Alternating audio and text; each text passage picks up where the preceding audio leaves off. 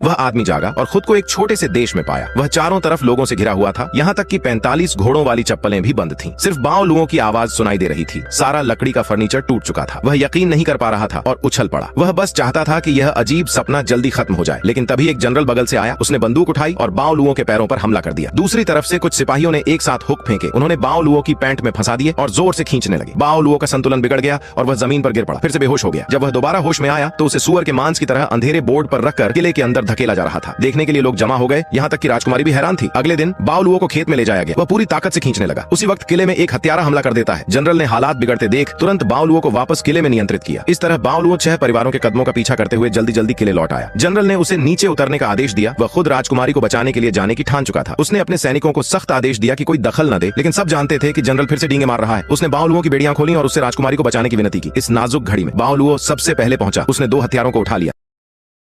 वह आदमी जागा और खुद को एक छोटे से देश में पाया। वह चारों तरफ लोगों से घिरा हुआ था, यहाँ तक कि 45 घोड़ों वाली चप्पलें भी बंद थीं। सिर्फ बावलुओं की आवाज सुनाई दे रही थी। सारा लकड़ी का फर्नीचर टूट चुका था। वह यकीन नहीं कर पा रहा था और उछल पड़ा। वह बस चाहता था कि यह अजीब सपना जल्दी खत्म हो जाए। लेकिन तभी एक जनरल बगल से आया। उसने बंदूक उठाई और बावलुओं के पैरों पर हमला कर दिया। दूसरी तरफ से कुछ सिपाहियों ने एक साथ हुक फेंके। उन्होंने बावलुओं की पैंट में फंसा दिए और जोर से खींचने लगे। बावलुओं का संतुलन बिगड़ गया और वह जमीन पर गिर पड़ा। फिर से बेहोश हो गया। जब वह दोबारा होश में आया तो उसे सुअर के मांस की तरह अंधेरे बोर्ड पर रखकर किले के अंदर धकेला जा रहा था। देखने के लिए लोग जमा हो गए, यहाँ तक कि राजकुमारी भी हैरान थी। अगले दिन बावलुओं को खेत में ले जाया गया। वह पूरी ताकत से खींचने लगा। उसी वक्त किले में एक हत्यारा हमला कर देता है। जनरल ने हालात बिगड़ते देख तुरंत बावलुओं को वापस किले में नियंत्रित किया। इस तरह बावलुओं 6 परिवारों के कदमों का पीछा करते हुए जल्दी जल्दी किले लौट आया। जनरल ने उसे नीचे उतरने का आदेश दिया। वह खुद राजकुमारी को बचाने के लिए जाने की ठान चुका था। उसने अपने सैनिकों को सख्त आदेश दिया कि कोई दखल न दे, लेकिन सब जानते थे कि जनरल फिर से डींगे मार रहा है। उसने बावलुओं की बेड़ियां खोली और उससे राजकुमारी को बचाने की विनती की। इस नाजुक घड़ी में बावलुओं सबसे पहले पहुंचा। उसने 2 हथियारों को उठा लिया।